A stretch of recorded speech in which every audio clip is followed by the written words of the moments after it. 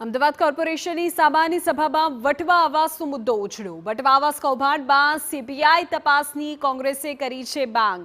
કોંગ્રેસે શાસક પક્ષને ઘેરવાનો પણ પ્રયત્ન કર્યો। યુપીએ સરકારે આપેલા 182 કરોડ રૂપિયાથી 1800 આવાસ બનાવવામાં આવ્યા હતા।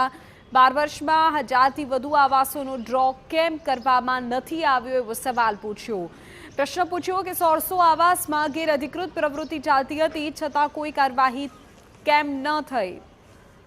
કોન્ટ્રાક્ટરને બ્લેકલિસ્ટ કરવાના બદલે કાનૂની સજા થાય તેવી માંગણી કરાઈ છે। જે તે સમયના મનપા અધિકારીઓ સામે પણ કાર્યવાહીની કોંગ્રેસની માંગ।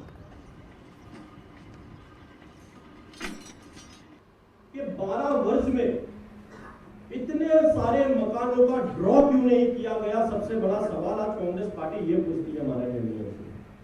माननीय मेयर श्री 12 वर्ष में क्या आपको अहमदाबाद शहर में ऐसे कोई झुपड़पट्टी नहीं मिली कि जिनको उनके पक्के मकान की जरूरत थी? ये आवास का इतना बड़ा कौभांड सामने आया।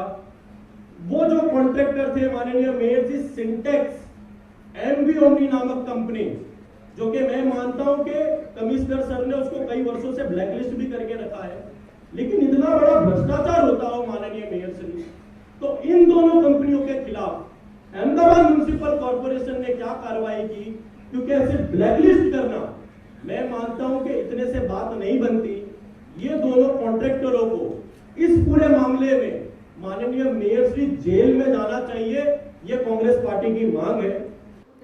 तो कांग्रेसના 1800 આવાસ બનાવ્યા બાદ ન આપવાના આરોપ પર વળતો પ્રહાર કરતા ભાજપના સ્ટેન્ડિંગ કમિટીના ચેરમેન દેવાંગ દાણીએ કહ્યું કે આ તમામ મકાનો લોકોને ફાળવવામાં આવ્યા હતા અને તેની યાદી પણ તેમની પાસે હોવાનો દાવો કર્યો। 8,960 મકાનો બનાવવામાં આવ્યા હતા। એમાં દેશ ભાઈની અંદર તમે કીધું કે આટલો મોટો કરપ્શન 1888 મકાનને એલોટ કરવામાં આવ્યા હતા। એલોટ કરવા વાળાની યાદી પણ મારી પાસે છે કે જે પુનર્વસન રોડ પર વસવાટ કરતા હતા એ તમામ લોકો